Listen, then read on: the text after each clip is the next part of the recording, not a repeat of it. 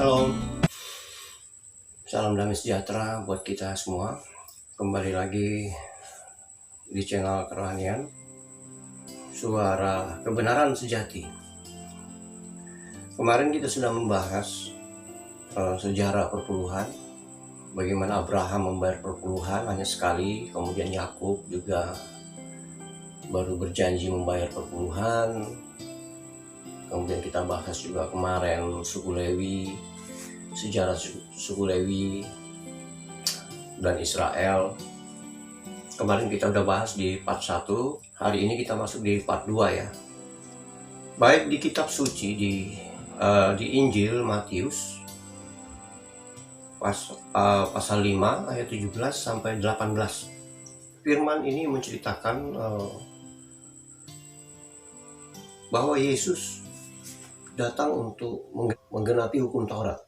Sebab zaman bangsa Israel dulu, termasuk imam-imam Lewi, mereka tidak ada yang, satu orang pun tidak ada yang sanggup melakukan hukum Taurat. Jadi Yesus berkata, saya datang bukan meniadakan hukum Taurat, tapi saya datang untuk menggenapi hukum Taurat. Kenapa mereka melakukan persembahan-persembahan tersebut dengan segala macam bentuk persembahan? Karena pada saat itu setiap umat Israel yang berdosa, baik juga imam-imam Lewi, mereka semua mempersembahkan korban. Namanya korban penebus salah, korban penebus dosa.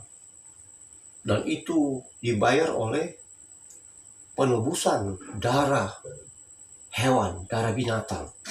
Dan memang itu kelihatannya aneh. Dosa manusia ditebus oleh darah binatang. Kenapa Yesus datang menggenapi hukum Taurat itu? Karena Yesus datang ke dunia ini, Dia mau memberikan hidupnya. Dia datang menjadi manusia. Dia mau memberikan hidupnya untuk dipersembahkan, sehingga dia menghapus seluruh persembahan-persembahan yang ada di hukum Taurat itu. Dia menggenapi semuanya. Dia mempersembahkan tubuhnya sebagai persembahan, korban. Jadi sudah tidak ada lagi persembahan-persembahan yang harus diberikan. Karena Tuhan Yesus sudah memberikan hidupnya sampai mati, mengorbankan hidupnya, mempersembahkan hidupnya bagi dosa-dosa kita. Kalau kita melakukan persembahan perpuluhan, itu menghina Tuhan Yesus. Itu konyol. Tidak menghargai pengorbanan Kristus Yesus di atas kayu salib sampai mati, mengorbankan hidupnya. Dia korbankan hanya satu kali dan untuk selamanya. Beda dengan imam-imam suku Lewi dan Israel. Mereka berulang-ulang kali mengorbankan persembahan. Karena mereka berbuat dosa berulang-ulang kali. Setiap berbuat dosa, mereka harus mempersembahkan korban. Begitu terus rutin. Di Injil Matius pasal 23 ayat 23 sampai 25, ini panjang kalau saya mau baca ya. Saat itu ahli-ahli Farisi, imam-imam, pemimpin-pemimpin, orang-orang Farisi, ahli-ahli Taurat. Ahli-ahli Taurat ini kalau sekarang ini ya itulah para sarjana segala macam teologi itu. Ya itu, Anda sudah tahu kan, para pemimpin-pemimpin. Mereka datang, orang-orang Farisi datang, ini ahli-ahli Taurat. Dia mengetes Tuhan Yesus. Dia mengajukan pertanyaan tentang perpuluhan. Tuhan Yesus bilang sama mereka. Dia bilang, kamu memberikan perpuluhan dengan membayar dengan jintan, adas, segala macam anggur. Yesus bilang, kamu memberikan perpuluhan Tapi hukum Taurat yaitu keadilan, kesetiaan, dan belas kasihan, kamu abaikan, kamu tidak mengerjakan itu. Yesus bilang, kamu para pemimpin-pemimpin yang buta. Buta apa artinya buta? Mata hatinya buta. Hati mereka cuma dipenuhi keserakahan, hawa nafsu. Ingat, jemaat mula-mula itu bukan melakukan persembahan perpuluhan, tapi mereka saling membantu, saling tolong-menolong. Seperti tadi Yesus bilang, ada kesetiaan, ada keadilan. Kemudian ada belas kasihan di situ. Sehingga jemaat mula-mula itu, apabila mereka yang kaya, punya aset, mereka menjual tanahnya bagi yang kaya. Dan hasil dari penjualan itu diberikan kepada rasul-rasul pada saat itu, Rasul Petrus.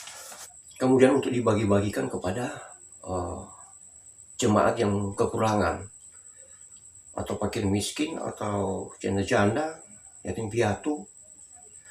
Dan persembahan itu harus diberikan dengan sukarela, dengan ikhlas. Nggak pakai tipu-tipu juga, seperti Ananias itu.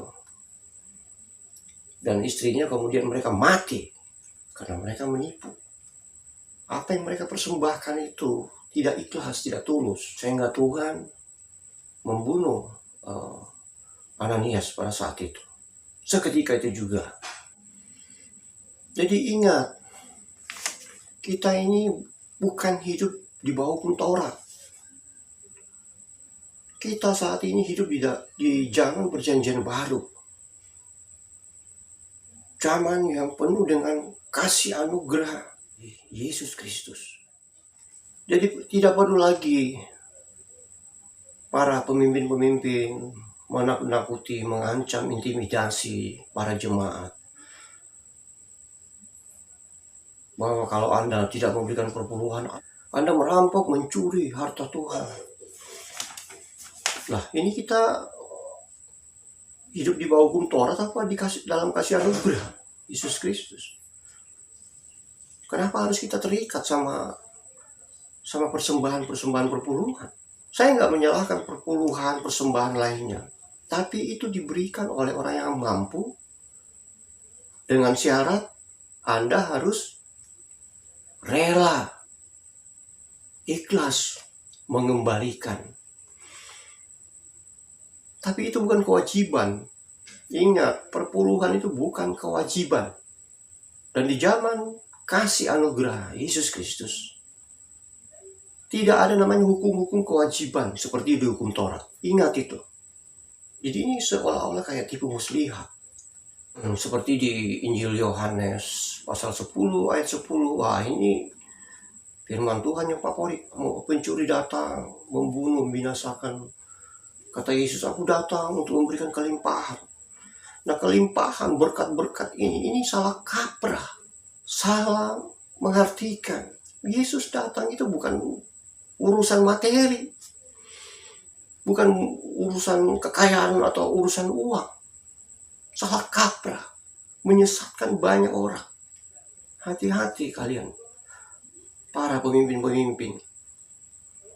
Makanya di kitab Lewi itu, Tuhan tuh marah sama para imam-imam Lewi itu. Mereka menyesatkan banyak orang-orang Israel. Yesus hanya sekali mempersembahkan hidupnya, menggenapi seluruh persembahan-persembahan yang ada di hukum Taurat. Dia persembahkan hidupnya sampai mati dan kayu salib. Darahnya yang tercurah, itulah yang menebus dosa-dosa. Tubuhnya yang dikorbankan, tubuhnya yang dipersembahkan menjadi korban. Itulah yang menghapus seluruh persembahan yang ada di hukum Taurat. Saya hanya berdiri di atas kebenaran, yaitu kebenaran sejati. Saya hanya bisa bersuara, menyuarakan kebenaran sejati. Kalau Anda diberkati dengan video ini, di subscribe ya. Kemudian video ini juga bisa di-share ke teman-teman, sehingga teman-teman juga bisa diberkati.